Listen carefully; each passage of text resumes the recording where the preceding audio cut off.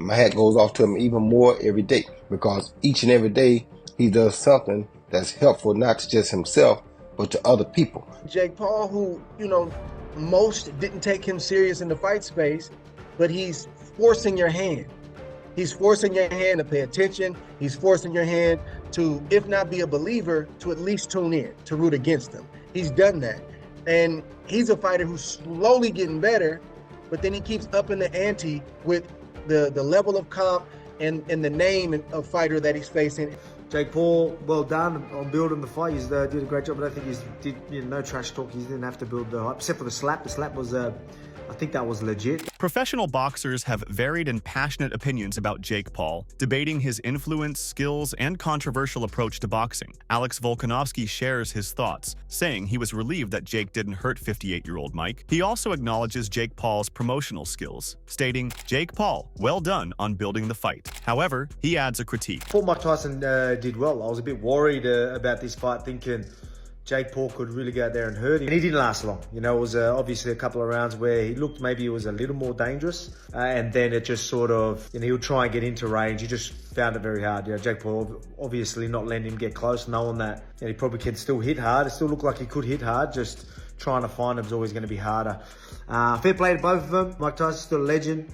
Jake Paul, well done on building the fight. He did a great job, except for the slap. The slap was, I think that was legit. That wasn't a setup. I think, Jake Paul did step on his toe, and then Mike Tyson just got the shits. Obviously, I think he said it hurt. So his instant reaction was just to slap him.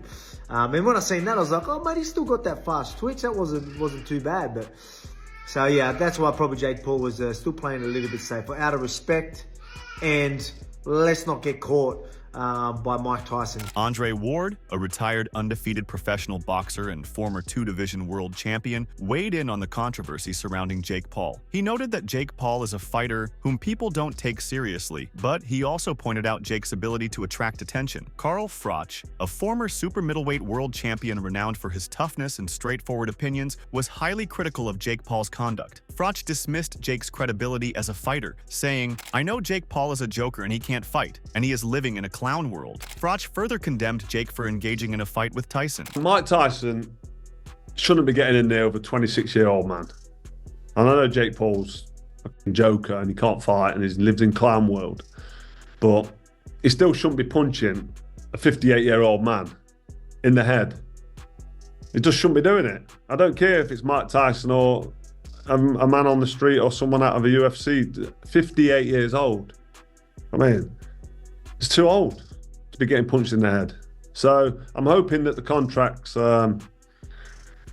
sensible and they're going to take the time a little bit. I mean, Jake Paul's probably going to try and chin him in it because he's got a massive ego and he wants everyone to believe he's a great fighter. But I don't know what pleasure you can take from beating an old Mike Tyson. Daniel Cormier, a retired heavyweight and light heavyweight champion with a reputation for fair and nuanced commentary, offered a more balanced view of Jake Paul's abilities. Recognizing Jake's skills as a boxer, Cormier said, Jake Paul the boxer is much better than people want to give him credit for. That made Jake realize that he couldn't be reckless against him. But then as time went on, he realized that that threat was not as present as he might have thought. That first jab was probably the best punch Mike landed the entire fight.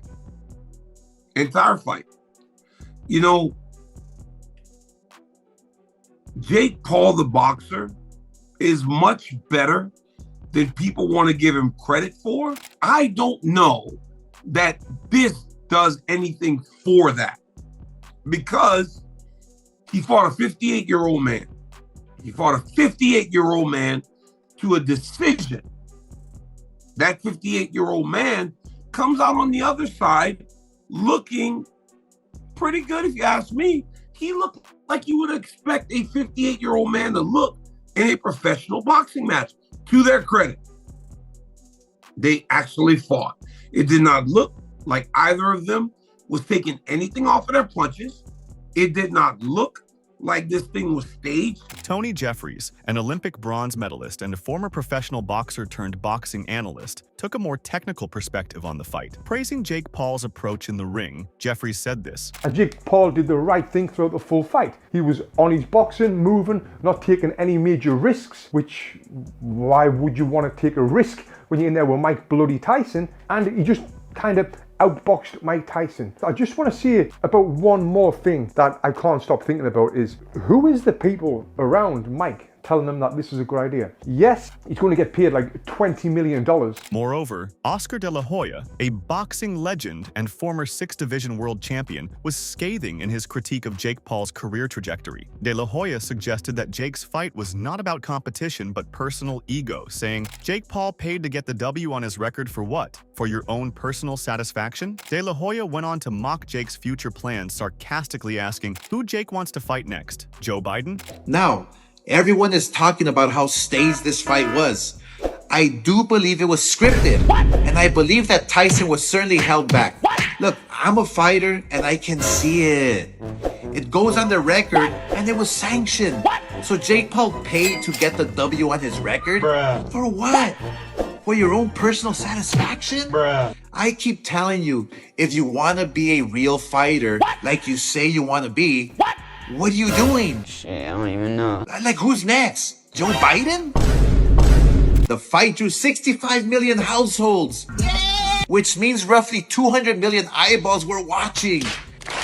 And the huge winners were Amanda Serrano and Katie Taylor. Jake Paul, often labeled as boxing's biggest provocateur, addressed the criticism he constantly receives. He explained his approach to public perception, saying, people just hate me, and I intentionally say things to make them hate me. Boxing experts, analyzing the Jake Paul versus Mike Tyson fight, say Jake Paul got the whole world on strings right now, and that's the problem with this. It was a genius business move as a fight, as it was. He's got the whole world talking about him. Mike Tyson will win this fight, can win this fight, all of that shit. We're not doing that anymore. Every single time anyone ever says this, I'm just going to go, here's my case, right? Mike Tyson, Jake Paul. There's my case. Now shut the fuck up. Thank you. Another thing we learned from this fight is to all the old heads out there who still think they can go, young men will fuck you up, boy. Yeah, you will get your ass beat by a young man out there, because there's still a lot of old dudes who still think they can hang. And look at Mike Tyson, right? Mike Tyson is tougher than all you guys, could knock all you out, and he got his ass handed to him by a 27-year-old. I look at that, and you got like Beterbiev, Ryan Garcia, Jake Paul. He's got the world on strings right now, and that's the problem with this, is it was a genius business move. As shit of a fight as it was, he's got the whole world of them talking about him in the palm of his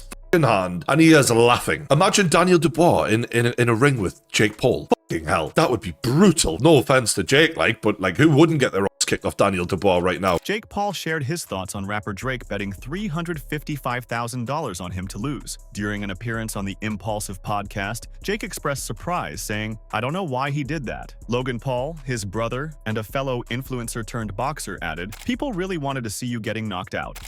The Drake curse is real. Why would he do that, Jake? He's tight with us. I don't know, and he was DMing me too. What's his deal? During the week, you know? Why? Why Drake?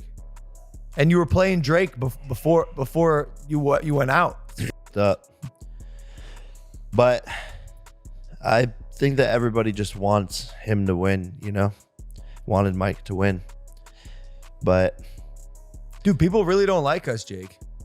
People really want to see you get knocked out. Yeah, what did I ever do to anyone? The fight against Mike Tyson, who is widely regarded as one of the greatest heavyweights in boxing history, sparked significant public backlash. Did you guys watch the Tyson fight? We did. With our eyes almost shut. Jake Paul really played me for a fool. I've paid every time to watch Jake Paul get his face smashed. And he really hasn't ever really got his face smashed. And I'm like, this is the time. Every time. This is going to happen. And then Mike Tyson looked cold. His legs were stiff. I was like, ooh, it looks like it hurts. What I heard, allegedly, of course. We don't spread rumors about anyone except Jake Paul. It was like Mike Tyson couldn't throw uppercuts the entire fight, and then also if it didn't get to at least round 7, Mike would make like 1 or 2 million compared to 20. Because we all knew that Mike Tyson, being 58 years old, like if he was going to win, it was exactly. Even when Mike Tyson was in his prime, he was the guy who was like, 5-second fight. You have to win in the first 5 seconds because he's a pit bull, and then he kind of gets a little tired after, or loses it. just starts biting people. Seemed like Mike really didn't go Mike Tyson. Yeah. No. Even a little bit. Not even his legs. What did you think of the biting fixation? Well, allegedly, I saw some TikToks saying that was kind of like a warning. Apparently, they had a pact that when he would bite his glove, that would indicate slow down. I'm done watching Jake Paul fight not boxers in their prime. Like he fought Tommy Fury and he I'll lost. watch that and he lost. Yeah, exactly. So the only actual boxer he's fought, he's lost. He's lost. Many critics expressed outrage at Jake's actions, with the sentiment being that people are offended by Jake's happiness in beating up a 58-year-old senior citizen. From the third round on, it is Jake Paul's fight. But like, even if I say that, bro, you had to resort to getting a decision against a 58-year-old man. Like, this is what I was talking about. I don't understand why Jake Paul would even entertain this fight. Because I literally cannot give him his flowers. Because what am I giving him his flowers for? Oh, congratulations, you took a senior citizen to a decision. Like, that's all I can say. Oh, good. You stung him a few times, Jake. Didn't knock him down once, though. Like, I'll be real with you. After watching this, bro, Mike Tyson 5 years ago probably beats Jake Paul. Mike Tyson now has more power than Jake Paul does. He just lacks literally everything else. Like, one of the announcers said during the fight, and it fits, he has all the power in the world, but has no way to get it to him. Like, I don't know what I have to say. Like, if you're a Jake Paul fan, tell me how you're gonna gas up this fight. The only person who deserves respect out of this is the 58-year-old Mike Tyson. Jake Paul was taunting him. Like, I'm sorry, like, in any other fight, this would be dope. In this fight, it's just weird. Oh, cool. I didn't get KO'd by a senior citizen. Those are going to be the headlines tomorrow. Dr. Bryan, a respected boxing analyst, condemned the organization of the fight. He stated that the match shouldn't be approved by authorities in the first place, highlighting concerns about safety and the ethics of pitting a younger fighter against a much older opponent. And then by the end of the fight, it was clear this was a 58-year-old man, and he looked like a 58-year-old man. And I have a lot of issues with this. I don't think this fight should have ever happened. I think it says a lot of bad things about the combat sports world and sets a really dangerous precedent going forward. We're gonna talk about the whole fight clearance approval process and then just physiologically why he looked the way he did. There's a lot of just true anatomy and physiology changes that explain why Tyson looked so bad and play a role in why this type of thing should not happen. Each state has an athletic commission that governs licenses for combat sports. It's not a national standard, it's state by state, and there's a wide variety of medical clearance processes and rules in place from one state to another. That probably played some role in where this fight happened because Texas has some of the more lenient medical clearance processes. So here you can see if you're going to apply to get a license, you basically have to have a medical exam, you have to have some negative blood work, which is pretty self-explanatory. You have to have passed an eye exam within the previous 6 months, and if you are over the age of 36, you are considered a older competitor and you have to have more favorable physical testing, limited, including EEG, EKG. Boxing experts did not hold back in their criticism of both Jake and Logan Paul. They accused the brothers of prioritizing profit over competition, calling the fight just a money grab. I wonder if Jake Paul got the idea of that boxing. To do, Yeah, that is pretty old. That's smart. Yeah. To do shit like that. Yeah. I'm not mad at his business model because they're making a I'm not either. Yo, lot they of money. crashed mother effing Netflix. Mine kept blacking stalled. out. Yeah. I know. You have to be brain I know. dead. I You have know. to be a Democrat to bet on that fight. Yeah.